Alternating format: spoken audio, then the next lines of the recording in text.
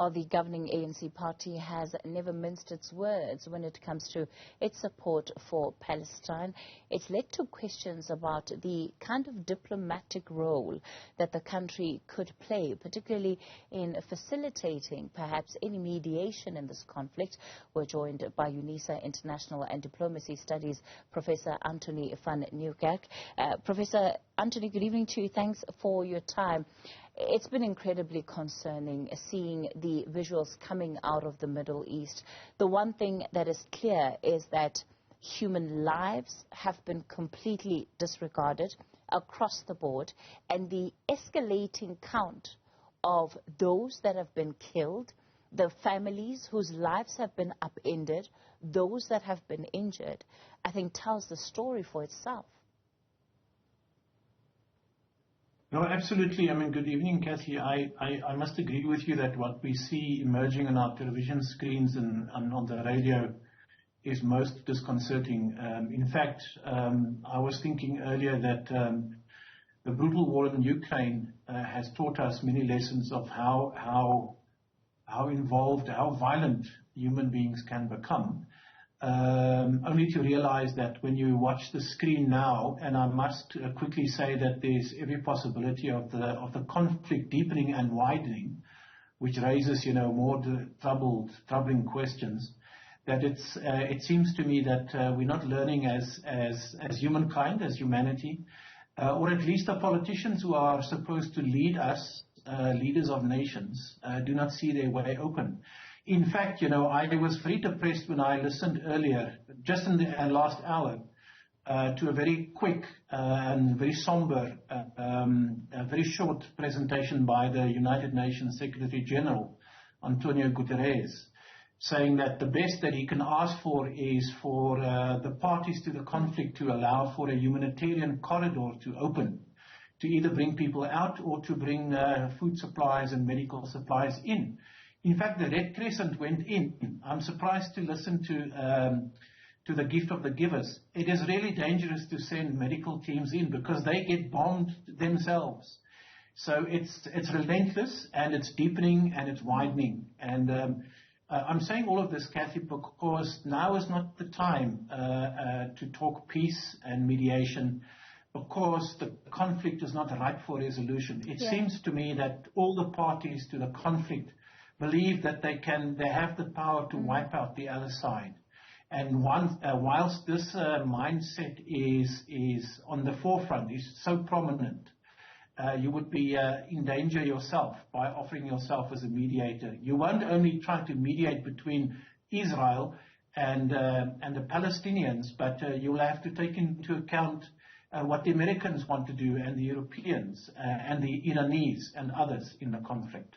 And that's really sort of what we've seen unfold over the last 24 to 48 hours.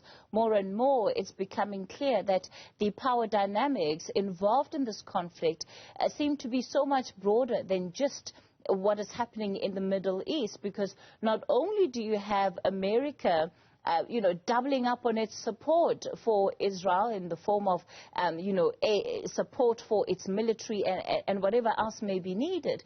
On the other hand, we saw the Russian President, Vladimir Putin, speaking and weighing in on this conflict, and local television stations in Russia sort of making fun of the U.S. and how effectively it was caught on the back foot here where this conflict is concerned.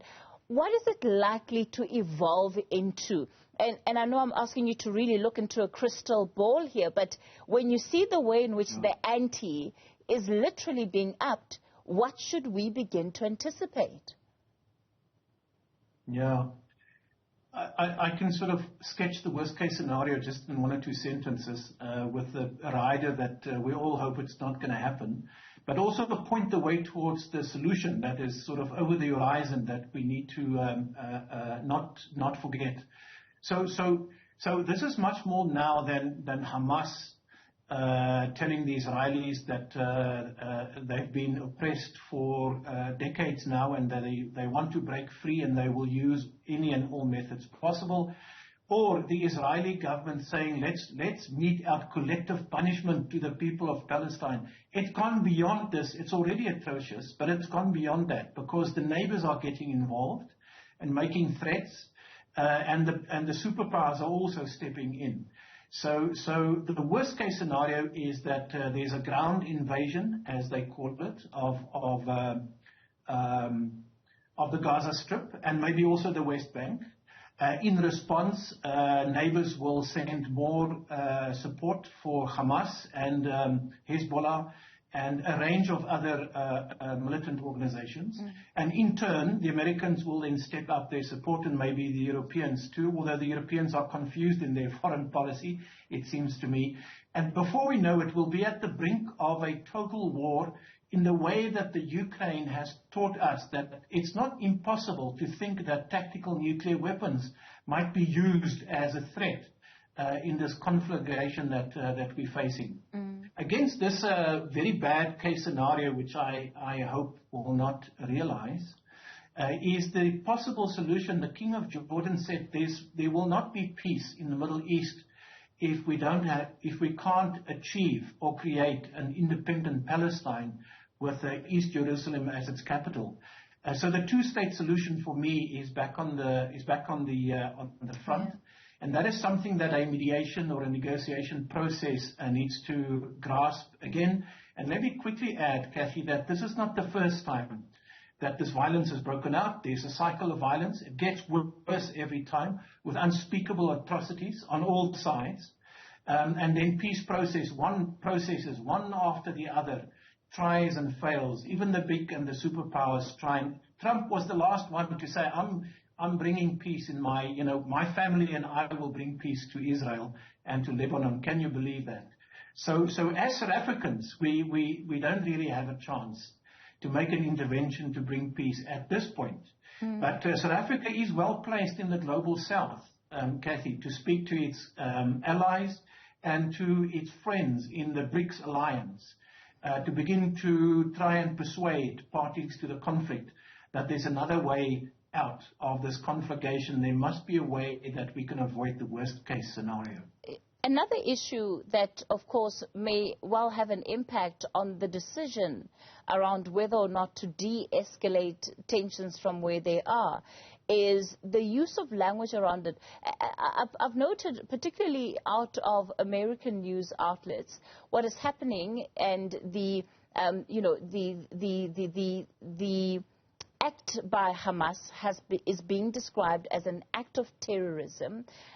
Some commentators are saying this is, going back to the 9/11 moment, describing it and positioning it as such.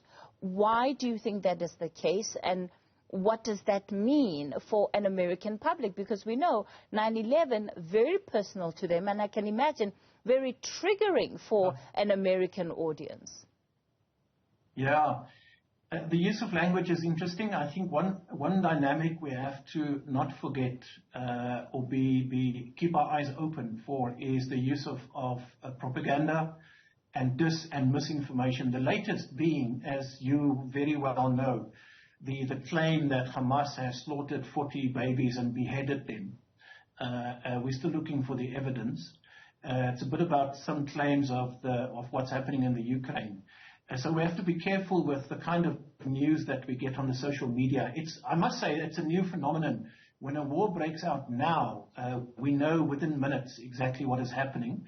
But we also have to understand that social media is being used. Hamas itself produces very sophisticated videos. I don't know if you can show it on your channel about how they attack Israel.